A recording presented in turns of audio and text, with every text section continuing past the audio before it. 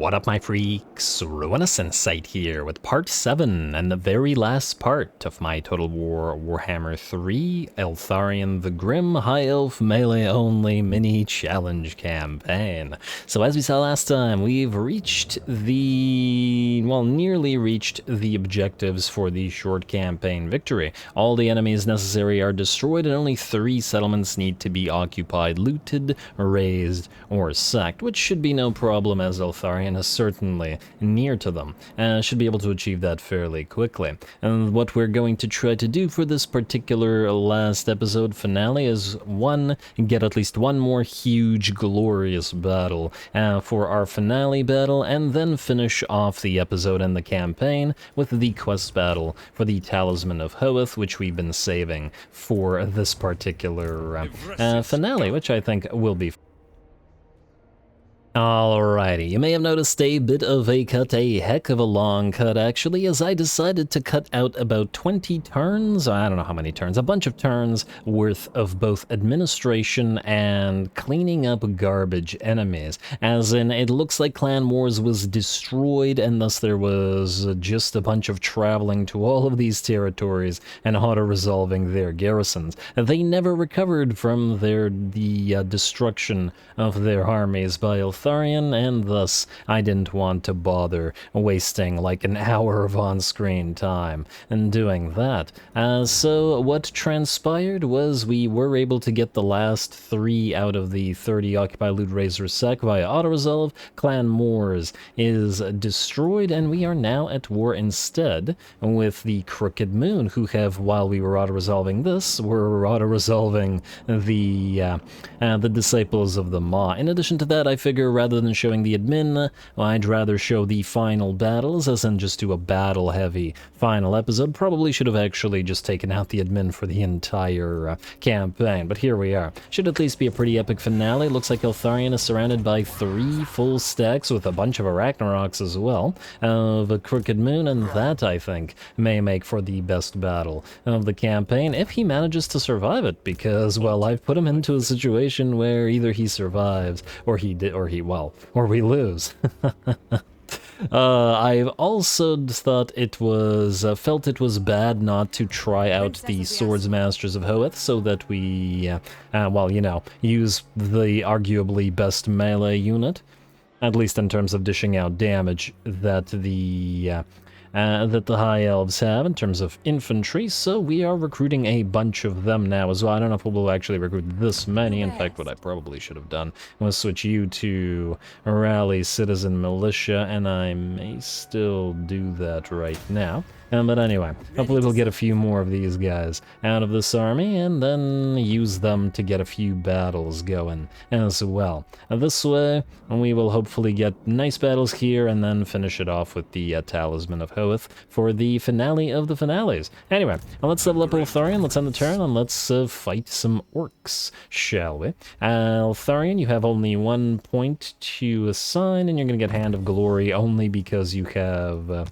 the ability to cast it for very cheap. We can also level up your minions, which have a little bit more in the way of points. You need full plate armor because your armor is a little bit weak, and let's get you a mentor. Probably won't be worth all that much, but 1 point in it ain't gonna be all that much to us either. You, Fenrir, can also have armor. Ugh. It's quite low. And then lastly, Sephirodin our mage has 4 points, much better. You can have earthing and regrowth and arcane conduit.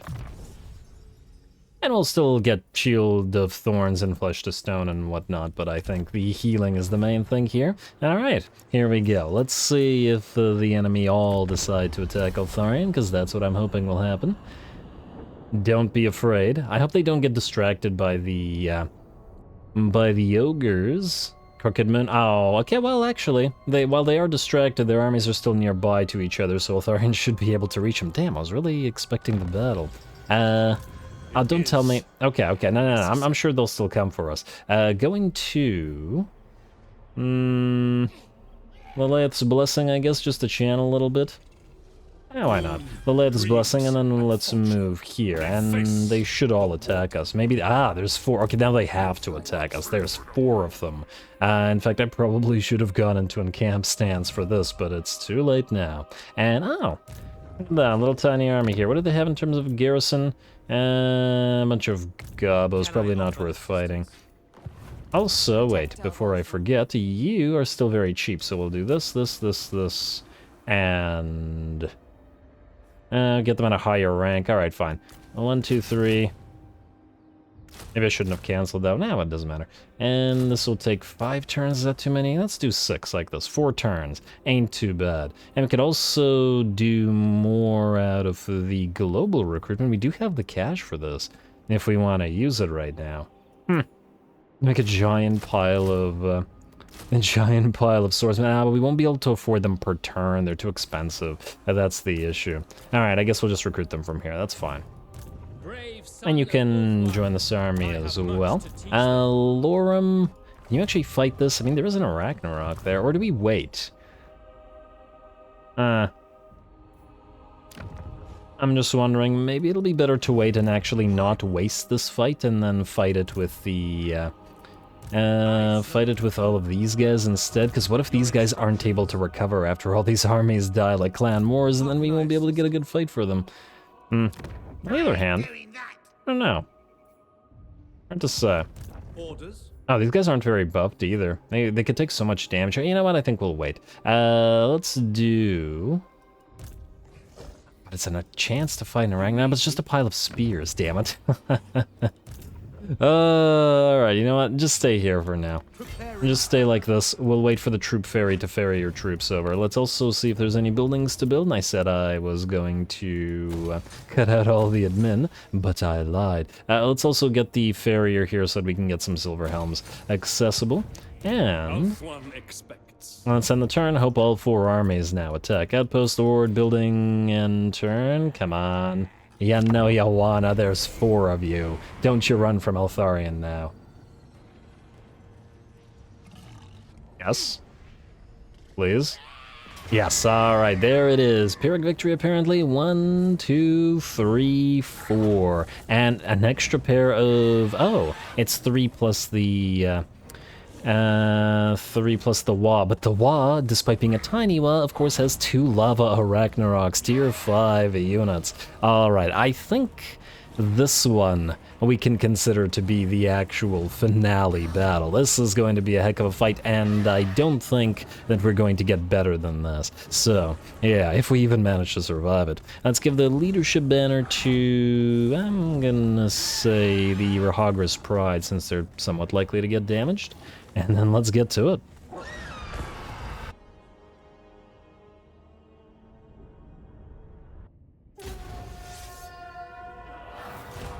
My duty served.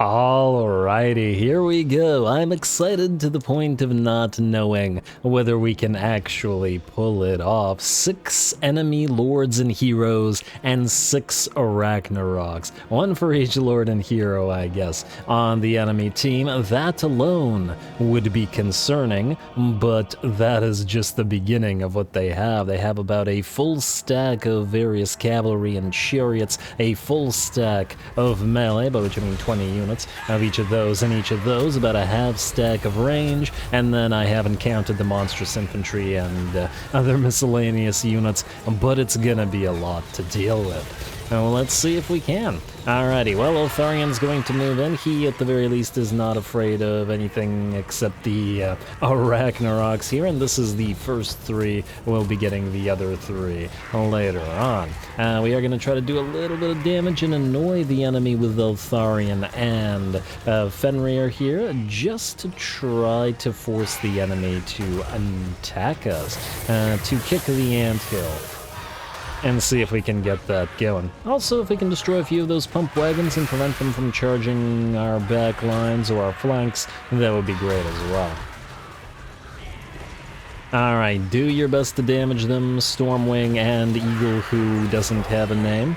Should have picked a name for you, but it's a little bit late now.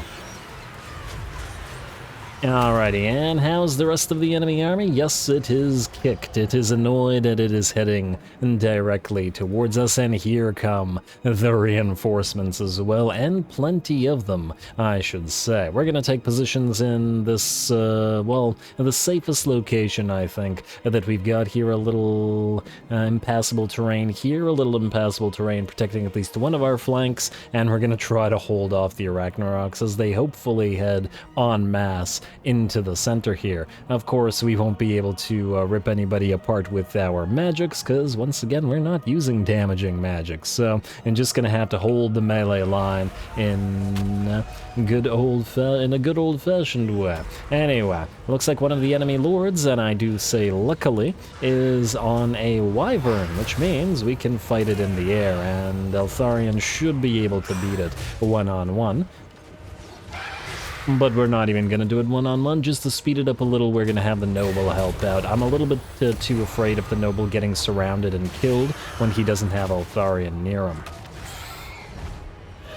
Alright, and those ARACHNAROKs are just absolutely gigantic, heading towards our forces in the background. On the bright side, though, the enemy warboss is down to about half HP and will fall shortly. Our battle lines will soon be hit, and in fact, our dragon princes are chasing around one of the enemy cav units. Goblin Wolf Rider archers, which should be destroyed. No problem. And as usual, our Ethel Tamarha Faithbearers are waiting in the background to apply themselves out of stock and hit the enemy in the sides and the rear, if we can manage that.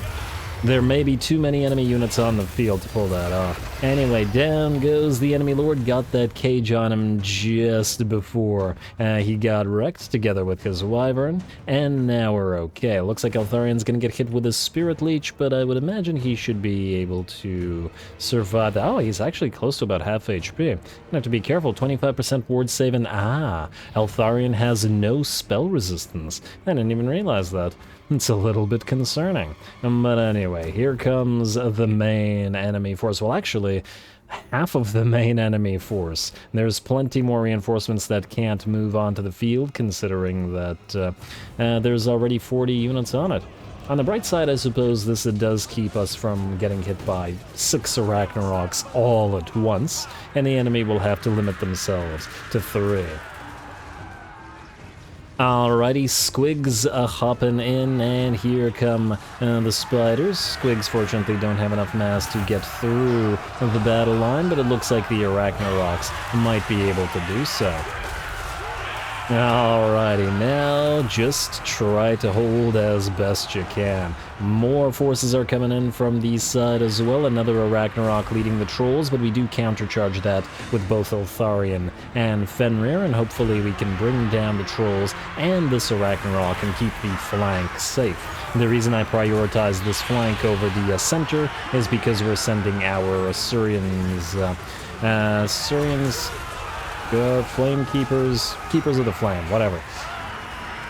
Close enough to deal with the ARACHNAROK. And they are armor-piercing, and they are anti-large, and they are a regiment of renown, so hopefully they'll be able to destroy the single ARACHNAROK that they're focusing down. And there's a Black Orc Big Boss in here as well, together with the ARACHNAROK and the Cav and the trolls, so it looks like a pile of trolls lie dead beneath the wings of Eltharion's mount.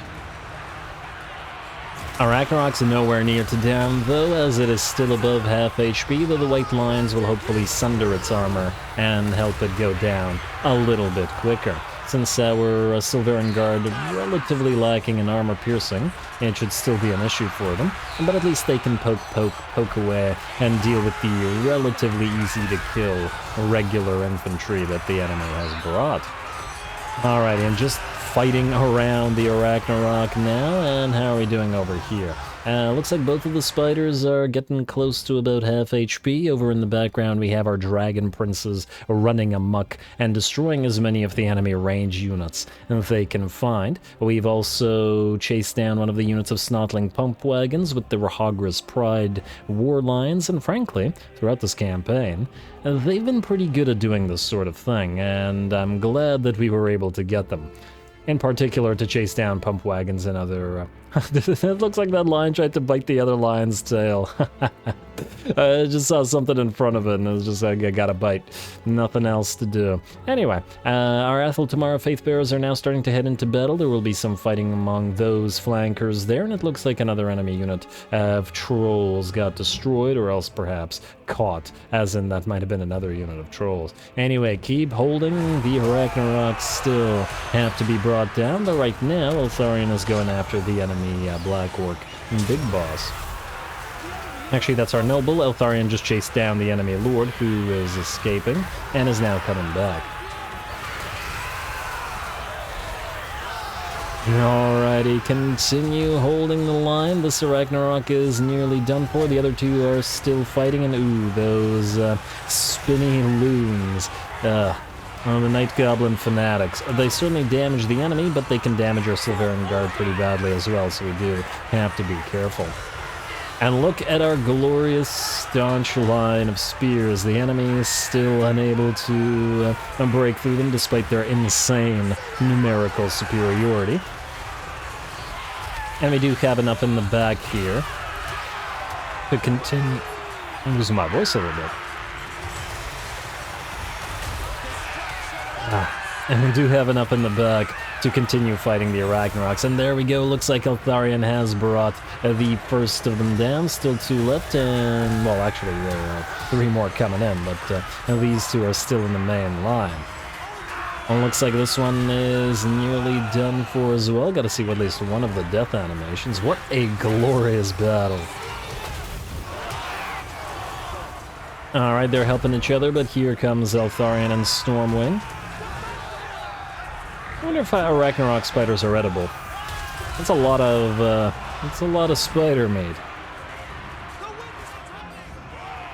Alright, looks like the other one's trying to crawl away. Our noble's flying around in the background, and come on, Eltharion, bring it down. Couple more hits. Down it goes with Eltharion, hitting it one more time, finally.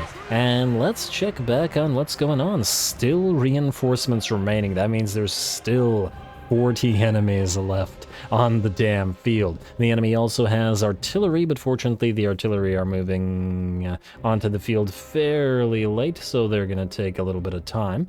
And there will be 3 artillery pieces to be concerned with. Over on this side, our Dragon Princes and Rahagra's Pride are still running down enemies, while the Athel Tamara Faithbearers are destroying isolated units with decent success, and including, by the looks of it, some enemy archers. Which was most definitely needed, as otherwise the enemy archers are too numerous for only Rahagra's Pride and the Dragon Princess to take care of. And I guess throughout the campaign, our Athel Tamara Faithbearers have sort of acted as a pseudo-cav unit, so it does make sense that they continue in that manner. Another Arachnarok gets brought down by Eltharion himself, and we have, by the looks of it, held the line of the first wave. Or are we on the second wave now? It's all one big wave, I guess. And they just don't stop coming. Here comes more gobbos and more trolls, and we continue holding. Once again, terrain has been absolutely critical throughout this campaign, and it continues to be so in this pretty damn epic final battle. Alrighty, and of course Henry Cavill standing together with the Pure Main Company here, trying to knock down those trolls and to take a little bit of the hits while we continue healing up with Sephirodin, our Mage of Life, who's also been doing a fantastic job, as without the healing, we'd definitely be very much in trouble here. I do wish you could see a stat of how much was healed throughout the battle. Anyway, Arachnarok number 4 has arrived on the field, and so have the enemy artillery pieces. Plenty of snotling pump wagons. I can see, 5 or 6 moving around at the same time. And it looks like they're going to go after our Faithbearers. I fear for them, though, the pump wagons, that they won't have enough damage to deal with the Faithbearers. And even if they do a few cycle charges, and they should take too much damage to this. They're not armored enough to be able to protect themselves against the Faithbearers' blades. The trolls are perhaps a little bit different, but we do have the Fireborn and Rahagris Pride still running around, and they should be able to bring them down. Now, looks like the ARACHNAROK wants a piece of some of our Fatebearers and was in fact able to chase it down, so we're going to have to send Eltharion and the other heroes to deal with it. Here comes Fenrir and Elfie. While we start moving out of our original position, the rest of our forces are going to start closing in on whatever other enemies there are. The battle is hardly over, and there are still reinforcements coming, still 2 more ARACHNAROKs, and still 40 units on the field. 10 minutes of pretty much straight-up non-stop assault of enemies. A glorious time to be in high health melee. And there we go, the ARACHNAROK turns going directly for Eltharion, but it's already below half HP, and the pump wagons being the only thing that's helping it here are not going to be enough.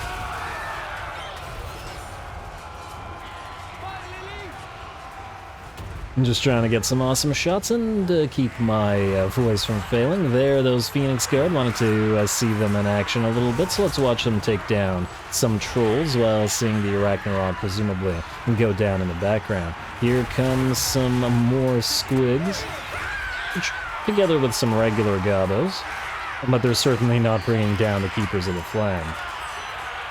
How are they doing, by the way? 87 units remaining and about 3/4, a little bit lower than that HP. Just gotta try to keep them nice and healed up, as they will continue providing plenty of value, and as we can see, cleaving many a goblin with those halberds. Looks like the ARACHNAROK finally goes down, and the balance of power is now about 60% in our favor. Finally, the last of the enemy reinforcements move on to the field, and we can continue moving towards whatever other enemies remain. Eltharion for that damn giant river troll hag, who has been casting spirit leeches non-stop throughout the campaign, or throughout the battle. She really needs to die.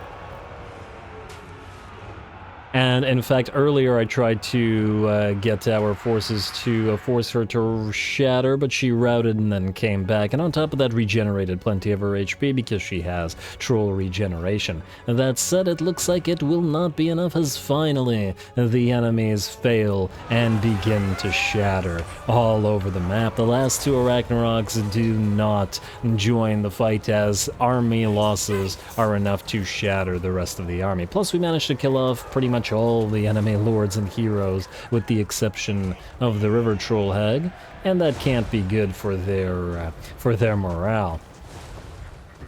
Alrighty, well, there is plenty of chasing to do. Even if our infantry is going to be too slow to chase the enemies down, we can at least try to go after the single entities and low model units, as well as chase down whatever we can with Rahagris Pride and the Fireborn. Certainly could have used a couple more silver helms, and I a little bit do regret not building them, or more war lions, but yeah, it's okay. We clearly managed without. And it's not like the relatively weak enemy missile infantry were all that threatening to our various shielded units. So, anyway, plenty of chasing to do, but we'll do it off screen. We've got more battles to fight this episode after all, but that was a heck of a final fight.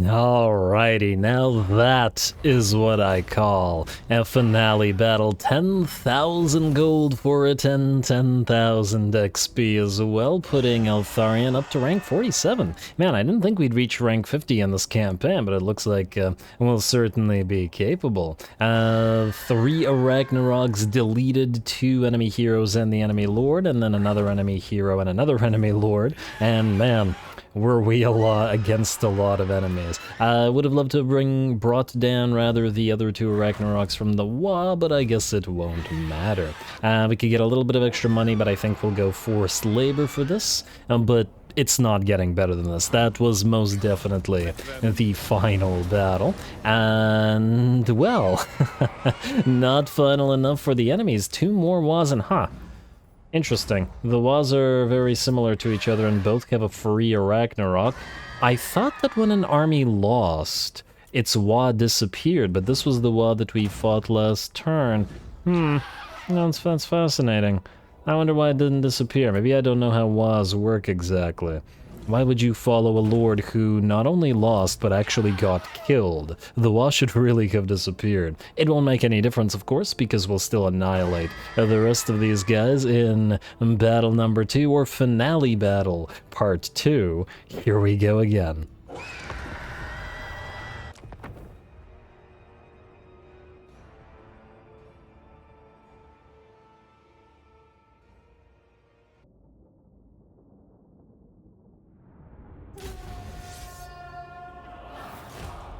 Whatever aids Yvresse. Alrighty, well, whatever aids Yvresse is destroying these damn orcish hordes, or greenskin hordes. Here we go, unexpectedly, round 2. The enemy brave enough to attack us again, even after seeing their first 3 or 4 stacks fail. Of course, one of the enemy full stacks did not participate, and thus they will participate here instead. Eltharion and our noble Fenrir are going to head in and try to get rid of the enemy artillery as fast as possible by themselves, of course, because as we saw last fight, they can survive dealing with pretty much anything, and we have plenty of heals between Earthblood, Lifebloom, Regrowth, and Apotheosis from 2 different sources. So, yeah, as long as they don't have their healing cap, they can hold even against the Arachnaroks. In the meantime, we have our Athel Tamarha Faithbearers moving up on the rightmost flank together with Rahagras Pride and the Fireborn, who are going to try to do their best to hit the enemy on the side and perhaps knock out a few of their faster moving units. The rest of our forces are slowly moving in separate little formations. I was hoping to avoid them getting too damaged by the artillery, and that's why we sent in the stalking units and the fast movers first. Alrighty, looks like Sephirodrin, our life mage, has managed to peel one of the Arachnaroks away, and it's following her on her Thilmar chariot. I forgot that she had gone onto the chariot, but at least this way she can disrupt enemy formations. Anyway, here come the Fireborn, which are anti-large, and hopefully those fire lances can damage the Arachnarok. But we probably shouldn't be fighting too, as yep, they can bring models down with their hits. So we're going to use our Tormentor Sword to lock these 2 big boys in place while the rest of our units get a little bit closer, and we'll wait for the infantry to take hits while the Fireborn charge back in. Alrighty, Eltharion's still in the middle of the enemy formation, has already racked up 76 kills and 14k damage, despite this being just the beginning of the battle. He's got to pace himself, as we do have 6 Arachnaroks to take care of.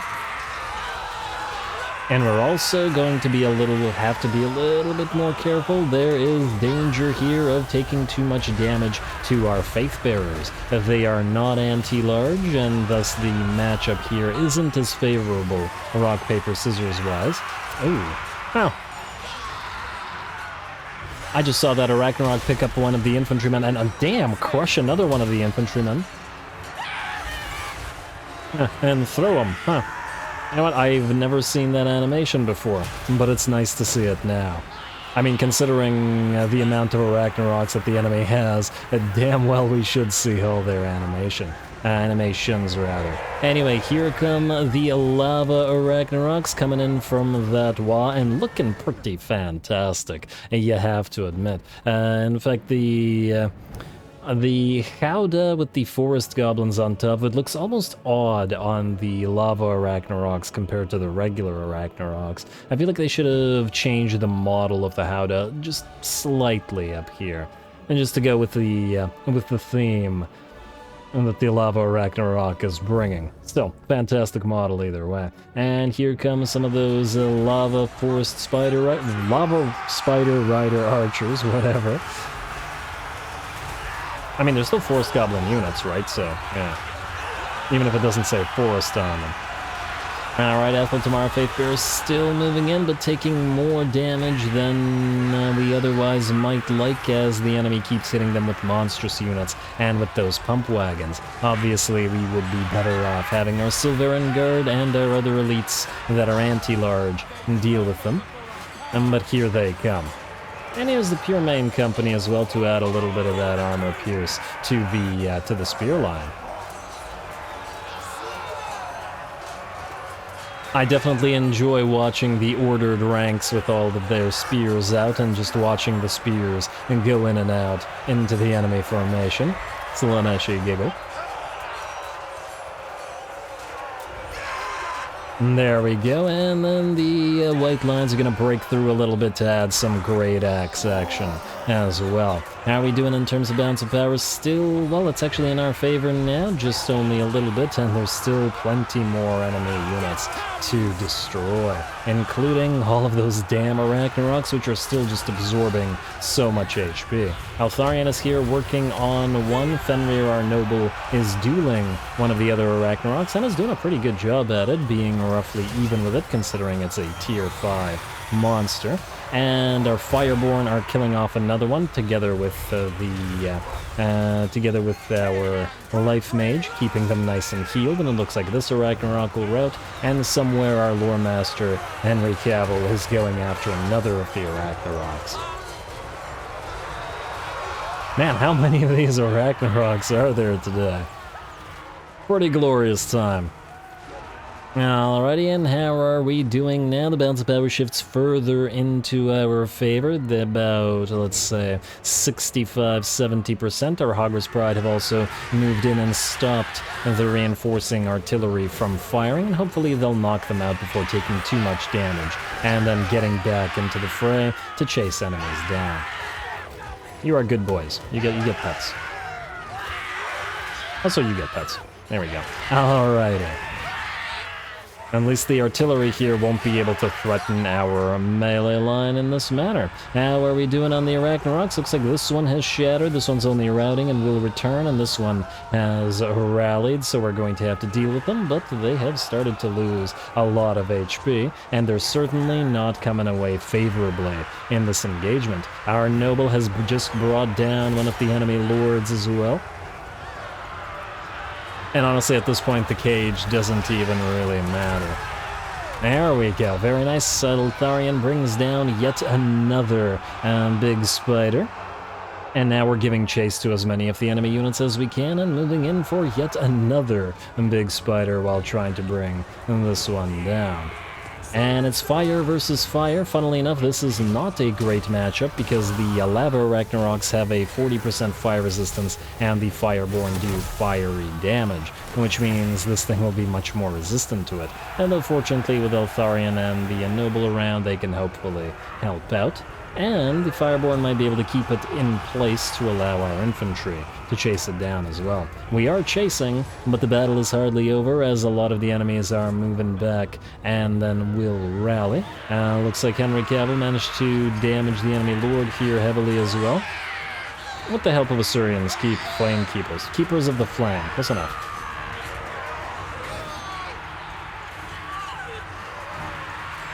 Alrighty, and another returning spider. Oh, you're not a returning spider, you're a new spider. You're at full HP. And, well, you're gonna go after those Silveran Guard. But at least they should be able to take a lot more, or do a lot more damage to you than the Faith Bearers, though it looks like they will not need to. Another Arachnarok goes down in the background, and the rest of the enemy army will shatter once more. Another glorious battle, not as many units overall or as threatening as the previous army was, though we did have to approach it a little bit differently, due to the fact that the enemy had plenty of artillery pieces already on the field, unlike last battle, where the artillery pieces joined a little bit later. Thus, instead of the Silveran Guard and the elites holding the line, it was the well, I guess they're technically also elites, but I meant the Regiment of Renown elites. These guys were the first into the fray, and as we can see, they got pretty heavily damaged for their trouble. In fact, 2 of them even reached their healing cap with how many apotheoses and earth bloods we were throwing down on them. Still, they did a fantastic job, almost all getting over 200 kills. Okay, wait, that's Silver Guard. Almost all getting over 200 kills for their trouble, and, well, certainly it's nice to have one of these last battles in the last episode where Eltharion's Mistwalkers show what they're made of.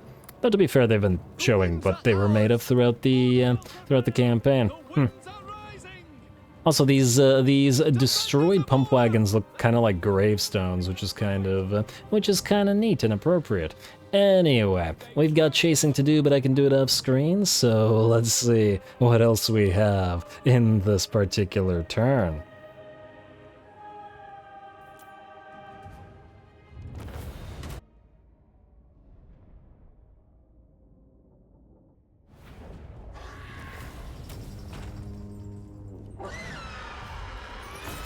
Alrighty, man, I gotta say, I was not expecting to lose count of the sheer number of ARACHNAROKs we would have to face off against in this episode. Another 6 in this particular battle, though I think 2 were from the previous battle, so basically more than 10 ARACHNAROKs. If this episode was a serial, it would be oops, all ARACHNAROKs.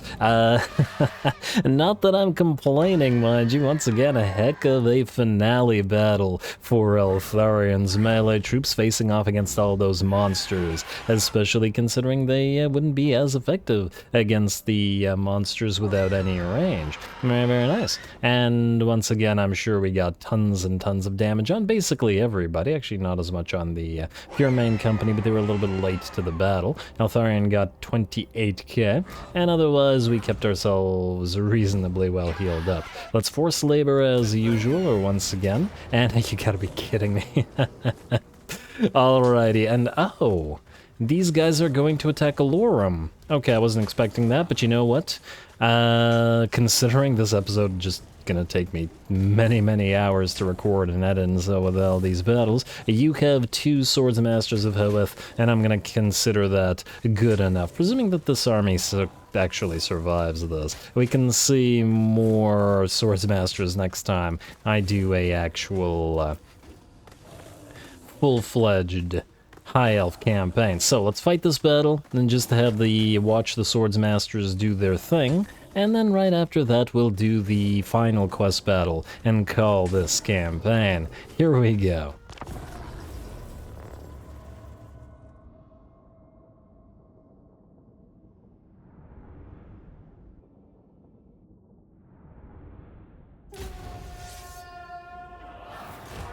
I will. Our actions have shaped the fate of the world. Alrighty, well, here we go. This is just a minor battle, but at least we'll get to see our Swords Masters do their thing. Plus, who knows, we might lose it. Most of our line is made up of spears, and our new lord that was created to command this army does not have his red line buff, so the spears are nowhere near as buff as they would normally be. Plus, we're relying on the regular martial prowess that Eltharion's army with his, I don't remember what it's called, Grim Resolve, normally replaces. So, we're gonna have to see. At the very least, we have 2 ringer units in the form of our Sword Masters, so hopefully they'll be able to bring in plenty of damage, and I'm gonna try to focus them in this particular battle as best we can. As best I can, you know what I mean. And looking pretty neat as well. I like the closed helms more than the open helms for them. I'll say this does feel like one of the units where perhaps the helms should have been of a single type rather than different. Although I'm not sure. I don't know. Either way, we're going to let the enemy, or allow the enemy to get those reinforcements on the field while we take our own position. Once again, we have a couple of impassable terrain pieces, and we're going to set up a nice little open triangle formation, wherein we will hope to draw the enemy in. Then we're going to send a couple of units of spears out front to leave gaps in our lines where the swordsmasters, as needed, will charge through and hopefully dish out the damage. Man, the enemy does have a lot of cavalry though, don't they? Let's see how this works. Just in case they charge through, we're going to leave the spears out front, and then we'll move the swordsmasters through them as needed. No need to let the swordsmasters take the charge when we have a charge defense versus large on our spears. Alrighty, and it's also, you know what, it's appropriate to have spearmen in the final battle here. As well, final episode, I should say. Episode of final battles. Appropriate to have them in here as well, as it, you know, they served us well throughout the campaign.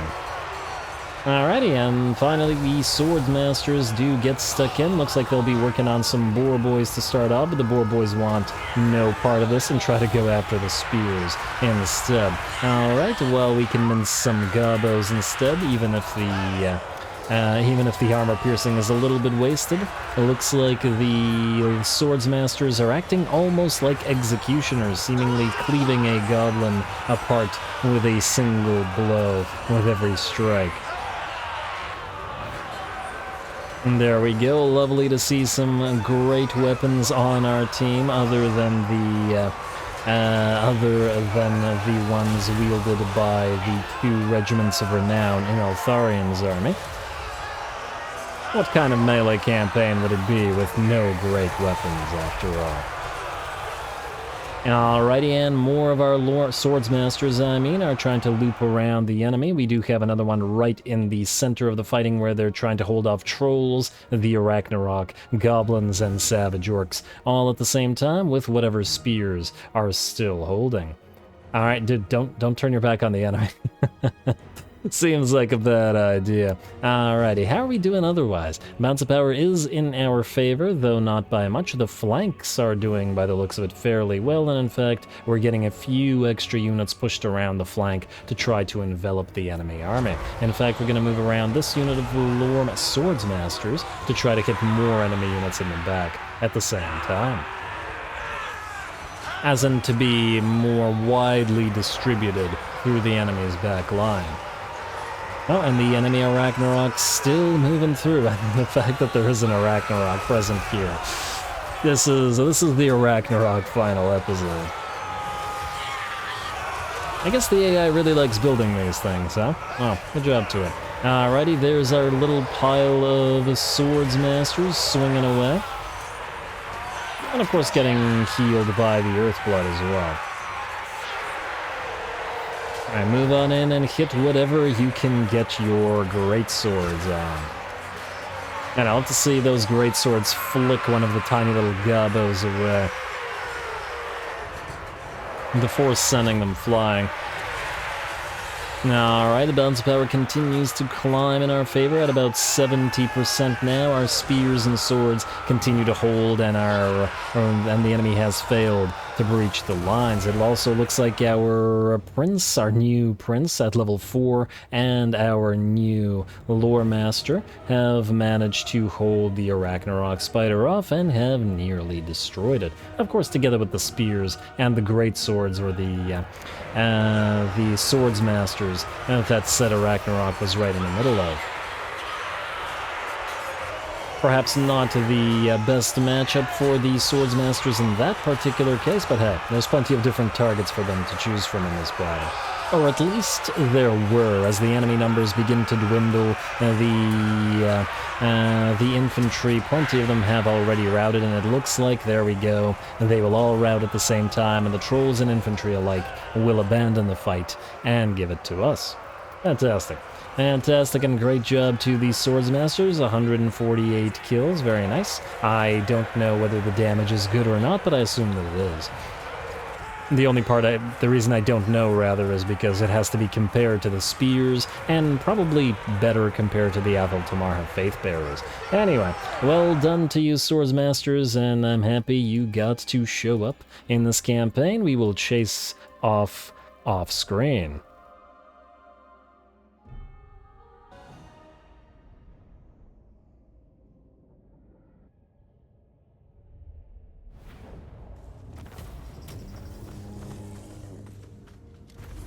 Alrighty, there we go. Finally got to see some of those sword masters in action. Only for a little battle, but hey, they managed to dish out quite a bit of damage. 13k damage and 9k damage between the two, outdoing the Athel Faith Bearers, or at the very least, the one that did the best either in kills or in damage dealt, which is pretty impressive considering in this particular army the Sword Masters don't really have much in the way of buffs, as in they don't have their red line, they don't have their veterancy, and of course the Faith Bearers do get buffed faction-wide by Athel and the expenditure of those supplies that we did. So great job to you two, mincing those gobos, and frankly, because of their higher armor piercing, if the enemy had more elite troops like Black Orcs and stuff, they would have outdone the rest of our infantry even further. Anyway, we'll force labor. I assume the Crooked Moon will not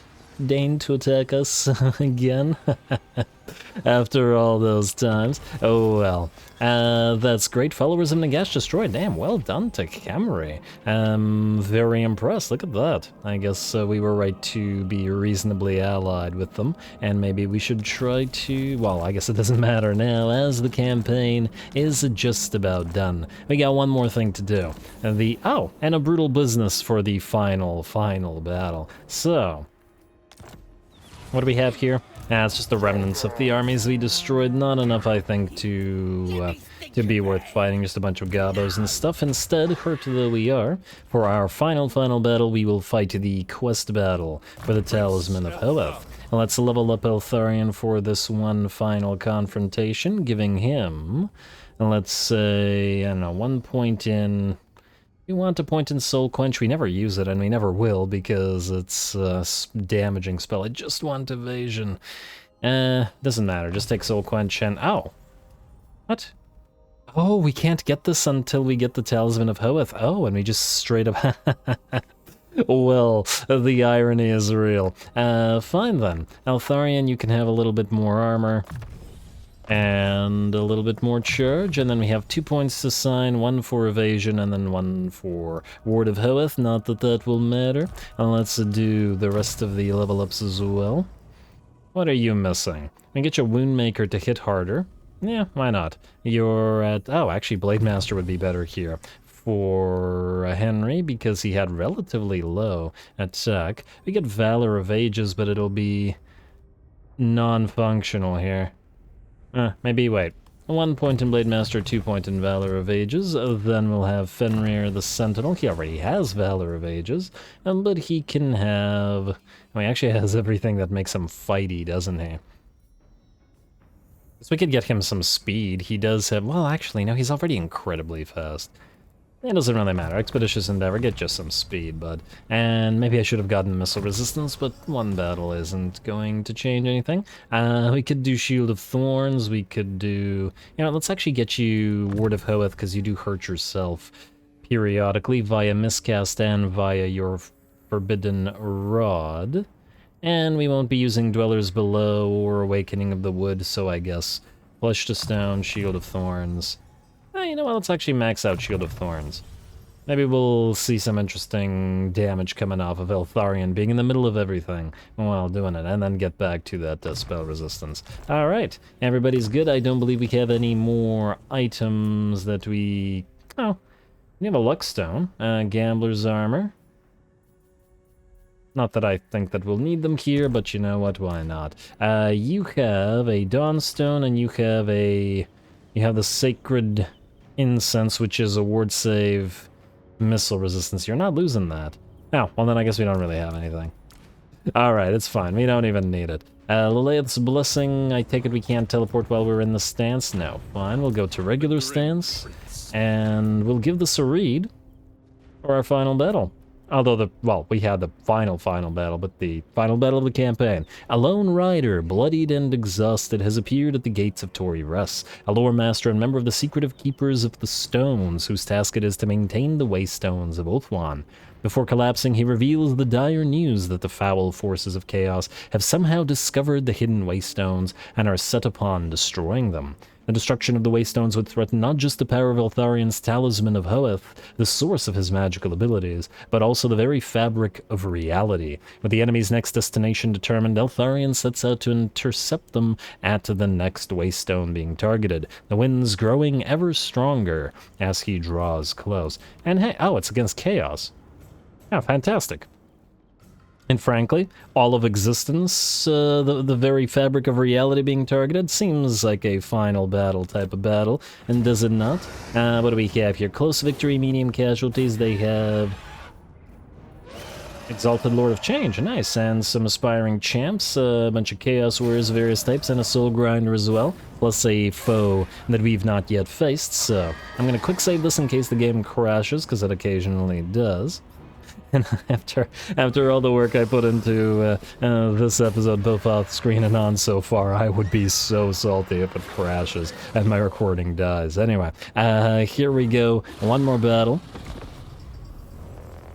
Let's hope it's a great one. And the goal of the heinous forces of chaos is clear. They want the destruction of the ancient Waystones, an act that would leave Ulthuan exposed and disrupt the flow of winds of magic into the Great Vortex. Not only would the Elves' Island Haven be overrun by demonic evil, but chaos would eventually be able to manifest freely and unabated across the entire world. This is the Warden's burden. He has no choice but to answer his calling and stop them at all costs.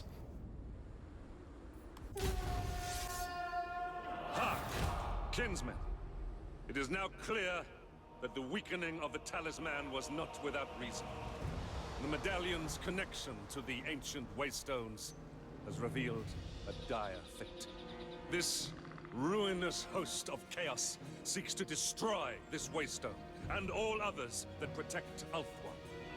Our proximity to it shall grant us its power, but it also nourishes our foes. The Keepers of the Stones send aid from the mountain pass to the north, but the river will not slow these twisted beings for long.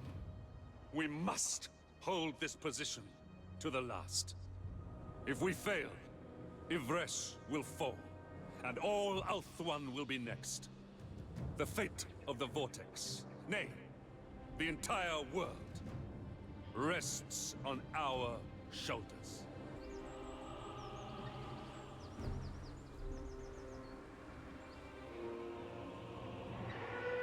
Alrighty, heck of a speech there, Eltharion, though when he said this ruinous host, I almost broke the silence and said, hey, that's my favorite host. Well, maybe I should call myself the ruinous host. This is your ruinous host here, and blah blah blah. Anyway, here we go. A sufficiently epic speech for our final battle. I'd like to think of the campaign. We're going to start off by sending Eltharion and Fenrir in to go after the enemy Chaos Sorcerer Lord, Ludred the Lore Keeper. Well, let's see how you fare with all that lore that you've been keeping or racking up, huh? Oh, I didn't see that. Wait, let's see if we can catch the animation. It's not that one. I saw the Manticore and Stormwing do the little paw attacky animation or talon attacky animation at the exact same time. I didn't know they could sync like that. It could have also been a coincidence, but I imagine not. Alrighty, well, hopefully we can get it again before... Okay, one of them did it. I was about to say, hopefully we can get it again before the enemy lord goes down, because, of course, the enemy lord is going down. There's the cage, and down goes Ludred. Oh well, at least we got to see the animation once, and it was still lovely. Looks like despite the fact that we were killing off the enemy lord in the skies above the Chaos host, the Ruinous host, we did not have them actually react to that by charging towards the rest of our forces, so we can put them into position. It looks like the disadvantage offered by the river, which the enemy would otherwise have to ford, is not one that they wanted to deal with. I guess this battle would be really different if you had range, or would be much easier. Well, I guess all battles would be much easier if we had range, because we could simply put a bunch of range units up here where they could fire down from the cliffside, and the forces of chaos could react to it. Not at all. Instead of that, rather than what we would probably usually do, or people usually do during this battle, we're going to be the ones to cross the river and hit the enemy ourselves, rather than forcing them to come to us with range and artillery fire. Alright, looks like our fast movers have managed to catch one of the enemy Marauder horsemen, while Eltharion and Fenrir continue to annoy the Chaos Warriors in here. They are in decent numbers, and we're getting some nice airtime on them as Stormwing prances right through. Certainly reminding me of the current ongoing Britannia campaign, as we've seen a lot of that throughout it. And it's nice to see Eltharion do the same. There we go. Move right back into all those Marauders, and I also noticed that the enemy has lots and lots of great weapons, whether it be on Marauders or on Chaos Warriors, so we'll definitely have to be concerned with that. In the meantime, here come the rest of our forces. We've nearly managed to ford the river. We have Atheltamara Faithbearers moving in to flank, and soon we will join the rest of our unit, or we will join our Lord and Hero in dealing with the forces of Chaos. The forces of Chaos are not alone, however. X2, as the first of the enemy reinforcements, are not in fact the Tzeentchians, but a pile of Norskins. We got a couple of units of Fimir Warriors, a Bale Fiend, as well as a Marauder Chieftain and some Warhounds, and a little bit of Marauder Berserkers as well. Alright, and I guess it's a good thing that we have an extra pile of units out here, so if they try to get around us, they'll run into the Silverin Guard and the Puremain Company as well. Anyway, let's see about getting the rest of our melee troops into combat as they finish fording the river here.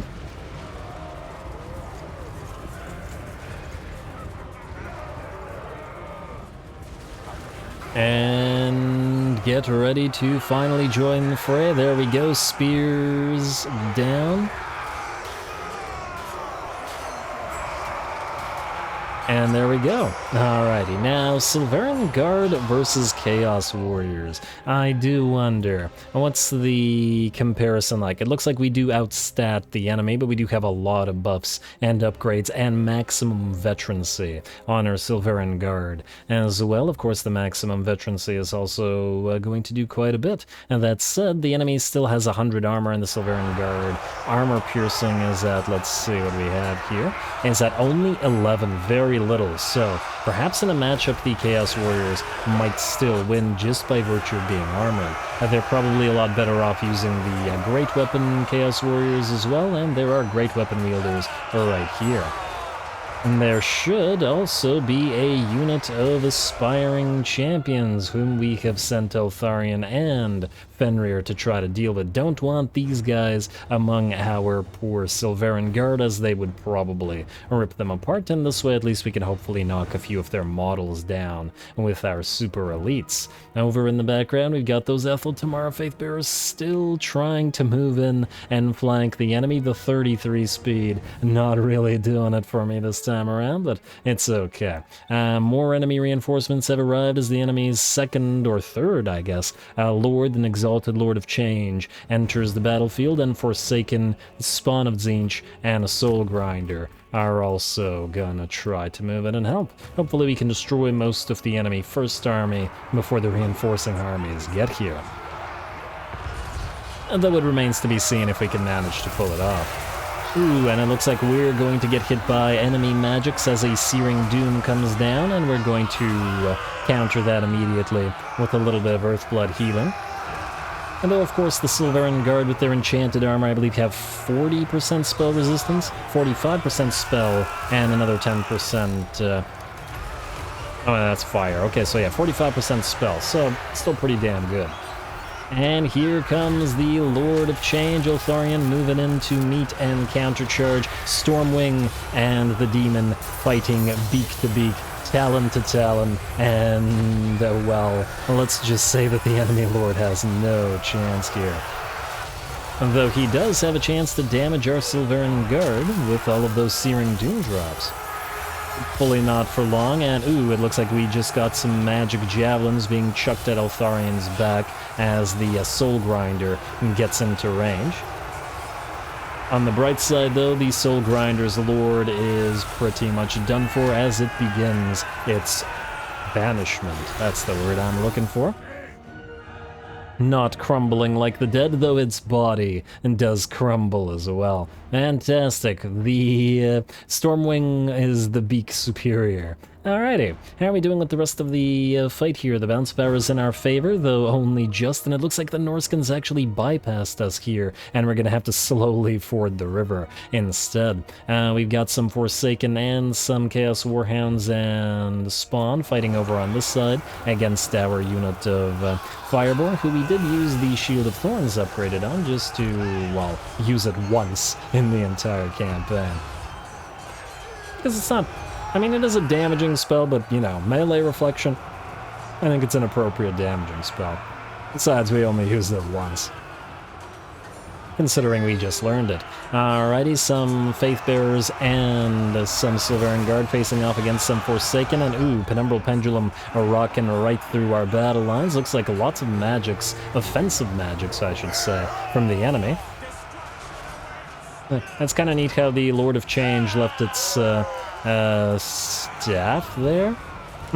Interesting. Kind of like planting a banner on the battlefield. Alright, some Fimir have also joined the fray, but against the Keepers of the Flame, they don't stand too much of a chance. As we're anti-large, we're armor-piercing, and we should be able to bring the relatively big boys down. And it looks like the other enemy lord has also been found as the noble goes after it, while Eltharion has instead headed towards the enemy Soul Grinder. Getting a little bit of a duel going here, as this is going to be the last duel of the battle. The enemy army is pretty much done, and this thing is by far the biggest threat that remains. Though by the looks of it not for much longer, as it's below half HP now, and a few more hits should bring it down. We have reinforcements coming in from our allies, these scripted reinforcements, a bunch of phoenixes of various types, and a flying lord as well. But by the looks of it, the enemy army is in such bad shape and that they will be able to do nothing. And the enemy Soul Grinder begins to melt away, and the Fimir continue to hold for only a few more seconds as the anti-large Fireborn and continue to bring him down. And let's watch the death animation of the Soul Grinder here. Eltharion, nice and buffed up, nearly 1,000, nearly exactly 1,000 damage on him, plus nearly 100 melee attack, and no problem. Down goes the Soul Grinder, and Eltharion remains at about full HP. And there we go, the enemy Berserkers breakout. I keep expecting to see Berserkers be unbreakable, and the rest of the army will go down, and the battle is ours, the world is saved, and if it was in fact a potentially world-ending concept, and the Talisman of Hoeth is ours for the final, the final fight. And now I should have taken a look up here during the battle. Oh, we can't go up there. Wanted to see the architecture a little bit. Can't go any further than that. Oh well, a lovely, lovely fight.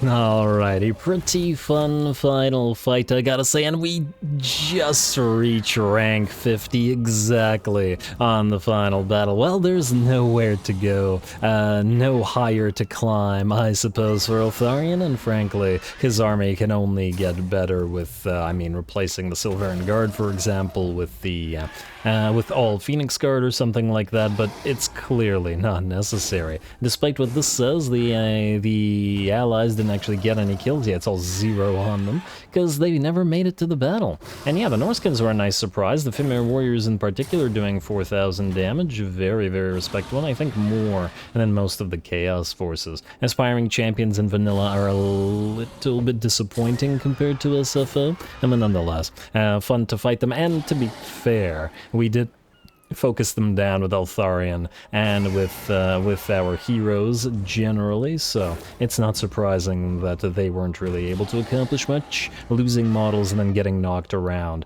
by the larger units. Anyway, forced labor, we've reached level 50, we complete the quest for the Talisman of Hoeth, and Sephirodrin gets a sentinel thing as well, so even more physical resistance. Lovely. Well, folks, with that, the mini-campaign comes to an end. For me, at least, I think we have definitive proof that High Elves do not need to rely on cowardly range tactics if they don't want to. And while we didn't have the chance to see too many of the biggest and baddest of the melee units, like the Swordsmasters and the Phoenix Guard and the Dragon Princes, though to be fair, the latter two we did see the regiments of renown in Eltharion's army. We did see a little bit of everything, and there really wasn't a need to build them, as the game, as I said, can only get easier from this point in time. Obviously, this was advertised as a short campaign, so if you didn't get enough High Elf action and would like to see a full run with all the different unit and army variety, army compositions that I tend to come up with, be sure to vote for High Elves next time, and during the full campaign, vote in the community tab of the channel. With regards to future challenge mini campaigns like this one didn't really get as much interest or engagement as a full run normally would. That's not surprising. It's understandable, but it was also a first try, and I'd still like to experiment with the format a little bit. Maybe completely edit out all of the administration and the moves and stuff like that, go even shorter, and just keep it very, very battle-heavy. Kind of like this episode, for an entire campaign, just with fewer episodes as well. If you guys have feedback, I'd love to hear it as well. In a similar vein, if you guys have ideas for a future challenge of any kind, do leave them below, as more likely than not I'll draw from one of the suggestions or probably put them to a vote. Anyway, thank you guys for sticking around on this short but bloody journey through High Elf Melee. All glory to the algorithm, and thanks for watching.